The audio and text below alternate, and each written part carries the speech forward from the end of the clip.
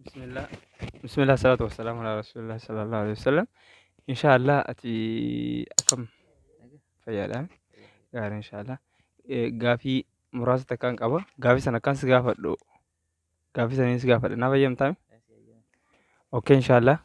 غافي أنت يتدرى كيتو سورة الإخلاص في سورة الفلق خمبوان إيستي سورة الإخلاص في سورة الفلق خمبوان كمبوان إيستي. ما كتبوها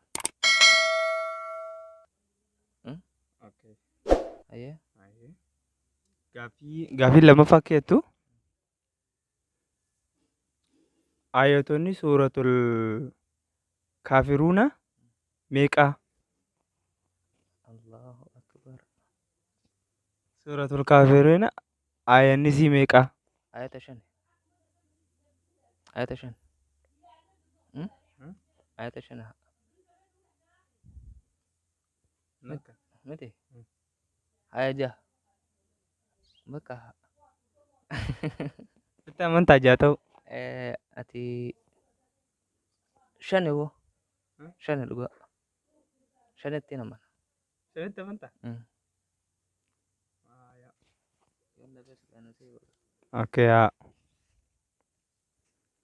صدفنا كيتو نيتين ابو لهب مال بعد اتيتي ازاغوتي نبي محمد صلى الله عليه وسلم qoree kararra guurtee qoraan diidarra baadhatteeti qoree hoggaa inni karaa inni deemu san irra qoree gurta ምርጫ ሲወሉ eegode አቆራን ባቆሪ ayyee ጫአብሌ ayyee ዳ ጥያ qoreedha qoreedha karaa isa gurte አን ቆሬን ጆበር ቆራን ጃ qoraan jaa qoraan ኦኬ አፍረፋ ሱራን ዘልዘላ ኤሰቲ ቡቴ ጃ madiina buute madiinatti buute ኦኬ yeroo nabiyyiin sallallahu alaihi wasallam kaabaa biratti salaatan kan dhorkaa ture eenyu? abu jahal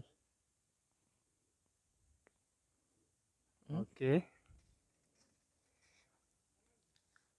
Suuraan Faatihaa ayatoota meeqa qabdi? torba qabdi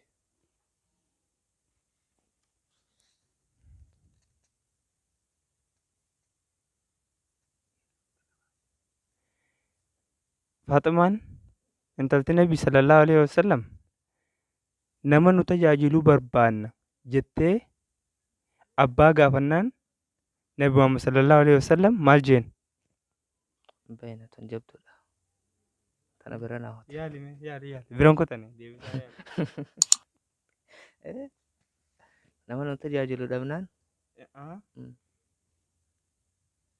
Nama nu tajaajilu feenaa jetteen hoggaa san Nabi Muhammad sallallahu alaihi wasallam maal jeen? beena tana gaa Yaali maal si fakkaata laal? Yaali. nama nu kaddama Barbaannaa. barbaannaa tanan beena gaa bira naa hote ta biraa gaa Mircaa sii godhu? A. Dalayduu B. Maashina C. Zikrii D. Farda dalaydu Okey, hin harkanne. Maashaallah. Gaaffii diddaa kana si gaafannee nuu deebisuu keetiif galatoomi. Iyyee galatoomaa isinis taphoota tun zikrii na fakkaatte gaa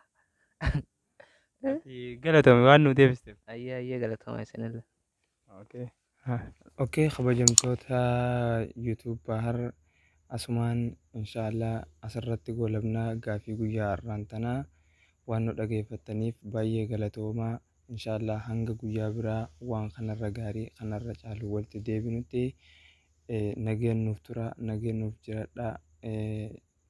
Khayrii keessan nuuf tura, hamtuurraa rabbi isin haa tiisu, waan babal'aan rabbi isin haa gammachiisu, yaada muraada keessan rabbi isin haa guutu. Assalaamu alaikum wa rahmatullaahi wa barakaatu.